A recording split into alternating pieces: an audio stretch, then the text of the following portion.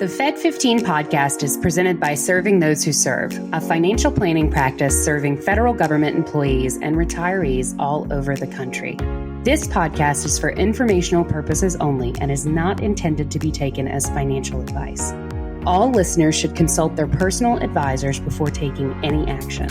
The opinions expressed by our hosts are their own and do not reflect the views, policies, or position of either Raymond James or Serving Those Who Serve. Securities are offered through Raymond James Financial Services, Inc., member FINRA SIPC. Investment advisory services are offered through Raymond James Financial Services Advisors, Inc. Serving Those Who Serve is not a registered broker-dealer and is independent of Raymond James Financial Services, Inc. Hello, everybody, and welcome to this week's very festive episode of the Fed15 podcast presented by Serving Those Who Serve. Each week, we'll discuss the latest news and info that feds need to know in 15 minutes or less. So whether you are a seasoned federal employee, a grizzled federal employee, a Griswold federal employee, if you will, or whether you are just starting out in your career, Fed15's got you covered. Grab your coffee, kick back. We'll tell you what you need to know but might have missed in the federal space this week. We are your hosts, of course. I'm Katelyn Murray, and I'm joined by Mr. Dan Sipe in another fabulous Christmas shirt. I like that one. No L. And I just want to be clear. I don't want the hate mail. This is not saying I don't like Loyola University. Because, no, we're here in Maryland. Everyone knew this. Like, hey, are you picking on my Loyola Greyhounds? It's like, what? No, Holly. Okay. The whole thing. No L. But that one always, I think of your Christmas shirts, that one is the one that always like takes me a second to get. Because I'm like, wait a minute. What? Yeah. Absolutely. Absolutely. Stuff. All right, guys. And actually, I've got a holiday joke. Yeah. Okay. Let's do it. Okay. So, teacher's teaching an elementary school class. Mm-hmm. And she goes, now I have a holiday question, and whoever wants to tackle it and get it right, if you get it right, now it's also an English question and everything else, you won't have any homework over the holiday. So little Johnny snaps his hand up. She goes, okay. In Rudolph the Red-Nosed Reindeer, Johnny, how many D's are there? And Johnny goes, 130. And she goes, 130? Johnny, are you sure? I think so. So she writes it up on the board and she goes, can you show me? He goes, sure. Dee dee dee dee dee dee dee dee dee dee dee dee. Hey, you could tell that joke to anybody. That's funny. Very, very funny. Love that. That might get extra credit, honestly, to count that many D's. Very cool. All right. Well, so we are obviously coming to you very festive this week. This episode should be dropping sometime close to Christmas. So we're going to keep it short and sweet for you this week. We've got a really good piece that Dan's going to talk with us about submitting a clean retirement application and why that is important here. Close to the end of the year, lots of feds are retiring. Beginning of the year, many feds are kind of targeting that as well. So Dan is going to kind of walk us through a nice primer on what we need to look out for when we are submitting that retirement application. And then I am, just because we are here at the end of the year and it is my Christmas gift to you, I'm going to rehash the contribution limit increases just in case you didn't increase your TSP and your IRA and your Roth IRA contributions when I told you to do it 2 episodes ago. We're going to do it again just to make sure that you are covered heading into 2026. But before we get there, Dan, talk to us about how we can get an A++ on our retirement application. Okay. So, folks, I want to start by recognizing a reality. I'm blessed to have been admitted to a number of federal employee message boards. And that's something that I take very seriously because I don't go there trying to get business, promote things, stuff like that. I try to be a contributor. Most of all, I do it to learn and understand, what people are encountering. And the ones that I'm seeing, they break my heart. But this agency, going, past 90 days before an interim pension starts. So we're dealing with unprecedented delays in the retirement application processing at the agency level. And if you think it through, it is to be expected based on what was done. And I'm not defending what was done in any way, shape, or form. But if you're reducing staff and some of that staff's in HR, it's going to be harder to get workload done. However, what we're going to be talking about with this is how you can avoid adding to a delay, because some of those delays are going to be out of your control. And the most heartbreaking is when I see people share what their elected representative was being told. It's like, yeah, I realized, yep, we understand this is really important, but this is our reality and this is how we're stuck. So we're going to get through this. Let's focus on the things we can control. So up first, timely submission. Okay. Delays in retirement paperwork often result from incomplete paperwork, missing benefit elections, unverifiable service. So using a structured checklist can help you put together the best package. So number one, begin by gathering records and confirming eligibility. Confirm your retirement eligibility. I know it sounds crazy. It should be easy, but yes, you want to do that. We have so much material about how to do that. Our FERS and TSR's webinars cover it. So it's out there. We're happy to help with that. Then verify your service comp date. Well, Dan, it's right on my leave and earnings statement. Is it? Or is that your service comp date for leave? Mm-hmm. Might you have two different numbers? What? Yes, you might. Okay. We have tons of info on that if you want to go deeper. Address any outstanding deposits or redeposits. Okay. So many people, and I wish it wasn't the case. So many people learn at retirement that they have something for which they could have made a deposit that would boost the pension. And now there's a scramble. Okay. So start verifying that type of stuff early. Confirm your FEHB and FEHB eligibility for carryover, the 5-year participation requirement. Take a minute, track that down. Collect your recent SF50s, performance reviews, and leave balances to check with HR for any discrepancies. Now, here are the most common mistakes that trigger delays. And when I say this, I will simultaneously hear 1,000 eyes roll. I'm telling you, this is actually what happens. These are the big ones. Missing signatures or initials, especially in spousal consent sections. That's number one. That means it happens more than everything else.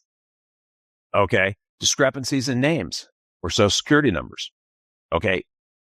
Make sure that you don't transpose any numbers in there. What? Yes, that's happening. Okay. Unresolved military civilian deposits. Yes, you're going to want to slow it down to get that squared away. Errors or gaps in SF50 history. And this is another one. It's going to be what? Illegible copies. Make sure what you're putting together, a reasonable person is going to be able to read on the other end. This is another one. People aren't going to believe this when I say it. Blank or incomplete insurance or survivor elections, or conflicting elections within the same paperwork, outdated beneficiary forms, or lack of court-ordered documents. Those are all avoidable things. Okay. So regarding the checklist, how to put it together. Start early, 3 to 6 months prior to the planned retirement. I'd lean towards 6. Okay. Steps to follow. Contact HR. Request a retirement estimate and records audit. Fix discrepancies. And then confirm package submission process and the internal deadlines at your agency. Then start gathering those records. Compile SF50s, DD214s if applicable, deposit or redeposit receipts, and your FEHB and FEHB proof.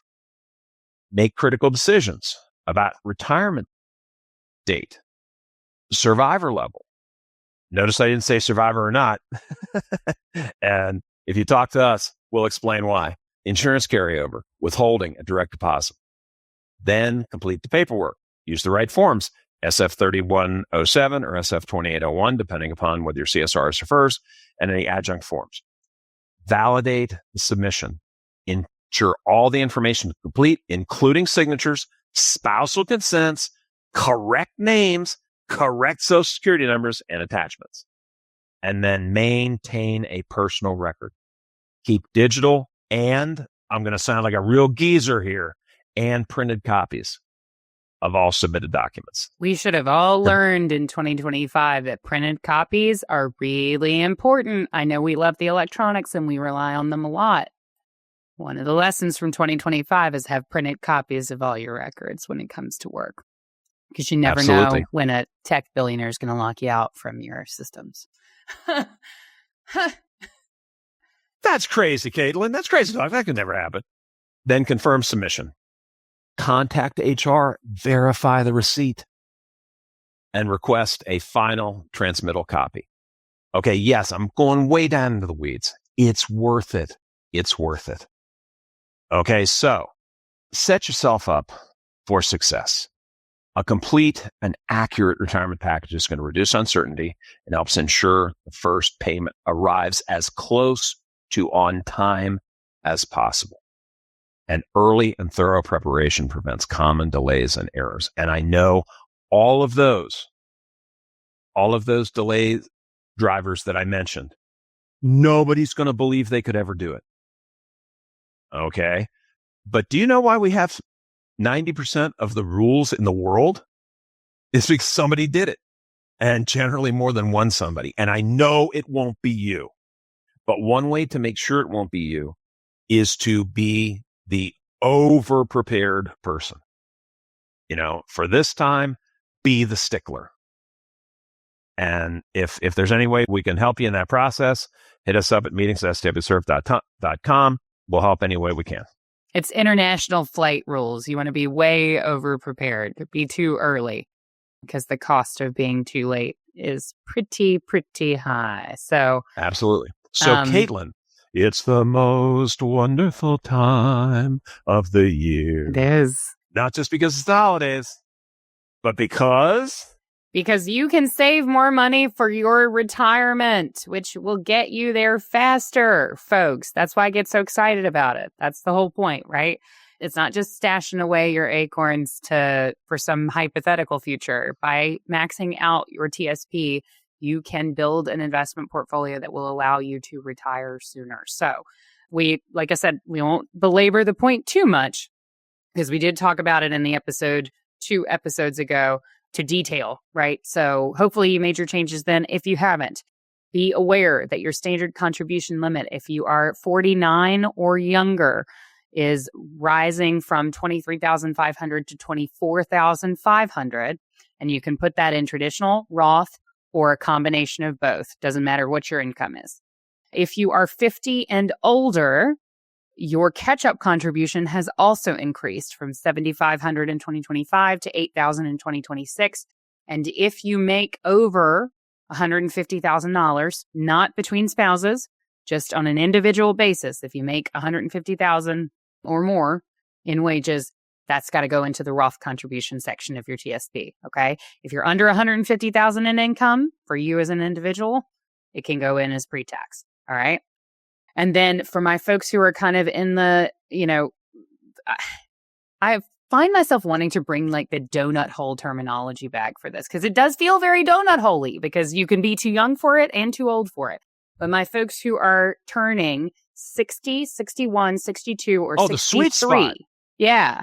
60, 61, that's 62. That's not a hole. That's like a Dunkin' Munchkin, man. That's just a perfect little bite that doesn't include me. That they did not put on Dan's table. They introduced it the year Dan turned 64.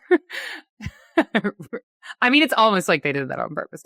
If you, listening to this, are turning 60, 61, 62, or 63 in the 2026 tax year, you can put in an additional $11,250 into your TSP, but the same rules apply. This is a super catch-up contribution. So if you make over $150,000 individually, you've got to put that into your Roth portion of your TSP. If you make under $150,000, You can put it in either Roth or traditional. Okay, so be aware of that. IRA and Roth IRA contribution limits did also change. The higher standard contribution limit for 2026 is $7,500. That's up from $7,000 in 2025. So a nice $500 increase there. And then they did also increase the age 50 and up catch-up contributions from $1,000 to $1,100. So there's an extra $100 on the table for you to get. And if you're thinking, Katelyn, is it worth it for me to go in and adjust my contributions to to get that extra $100? Yes, it is. Yes, it's worth it. I could do a time value of money calculation on what that $100 would be worth to you 20 years from now in a Roth IRA tax-free. I won't belabor that point. Just trust me. It's totally worth it. So if you're 50 and over, the max you can put in your IRA or Roth IRA this year is $8,600. That is all subject to the earnings limitations that have kind of always been in place for contributing directly to a Roth IRA. And the same rules apply for contributing to a traditional IRA if you have a workplace retirement plan like the TSP. Okay, so there are some limitations there. I have gotten this question at least once. There is no super catch-up contribution for the IRA and Roth IRA. That age 60 to 63, additional $11,250 cannot go into an IRA or a Roth IRA. And that's what makes the TSP so great. That's what makes employer-sponsored plans so great, is they do have some preferential treatment as far as how much money you can put aside. We covered last episode changes in how much you can put towards your HSA and towards your FSA. If you're curious about that, go back and give that episode a listen or check out the article on our website written by Mr. Ed Zerndorfer on that. And we do have some changes for my self-employed folks on simple IRA contributions. We won't get into that here just because we did talk about it 2 episodes ago. If you're curious, you can go back to that episode or hit our website at STWServe.com for all the gory details there. But essentially, what these increases are, once a year, the IRS goes through and says, do we need to adjust any of these numbers for inflation so that people are able to save enough money for retirement? And that's what those updates are. That's why they are, it's not anything special to this administration. Happens every year. We cover it every year. I will be back next, hopefully November, to talk about it with you then. It got a little bit delayed this year, much to my chagrin. So that is that on contributions. So if you didn't make those updates the last time we spoke about your TSP contribution limits, go in and make those contribution changes now for next year. Okay. Absolutely. I've got an article out there called January Jump. So to quote Van Halen, might as well jump. Might as well jump. Go ahead and jump. There you go. Very good. Katelyn knows her classic rock. Oh yeah. Van Halen. I was raised on Van Halen. So for better, for worse. That's all the time we have today, folks. But have no fear. We'll be back next week to bring you the latest updates you need to make informed decisions about your career and financial well-being as a Fed accountant. Absolutely. And to make sure that you don't miss that episode, make sure that you're subscribed to this podcast on YouTube and Spotify. Analytics shows us that about 3/4 of the folks who listen to our podcasts regularly are actually not subscribed. So make sure you hit that subscribe button. It helps boost us in the algorithm. It helps us reach more Feds so that we can boost the signal and get more folks educated on their benefits. Now, Katelyn, do you think if they add us on Spotify and regularly watch us on Spotify, that'll reduce their Spotify age? I think so. I would say that's a big deal right it's now, good for your Spotify age. Okay, there we go. Okay, so additional benefit there. You heard it here. And absolutely. And for more information about the topics covered today and more, check out our blogs. Hit STWServe.com, click the button for blogs, and you will see them all.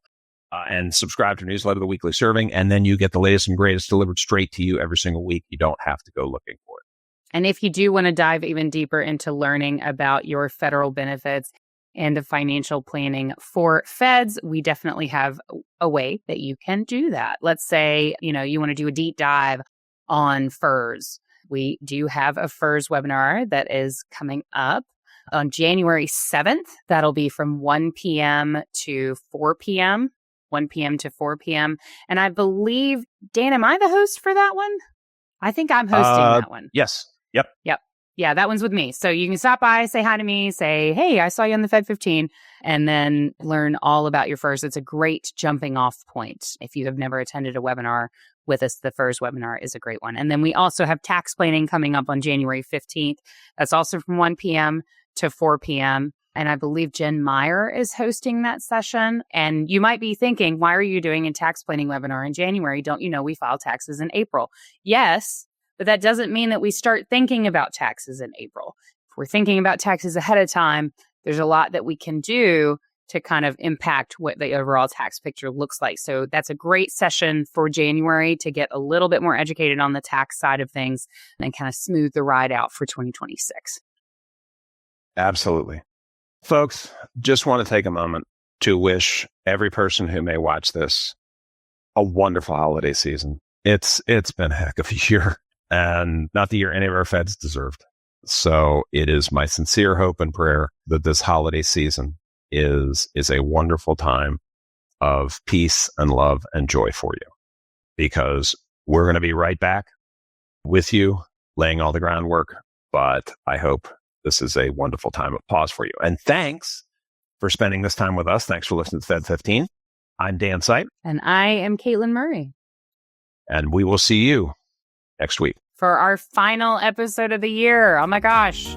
Wow. It's going to be a party. Indeed.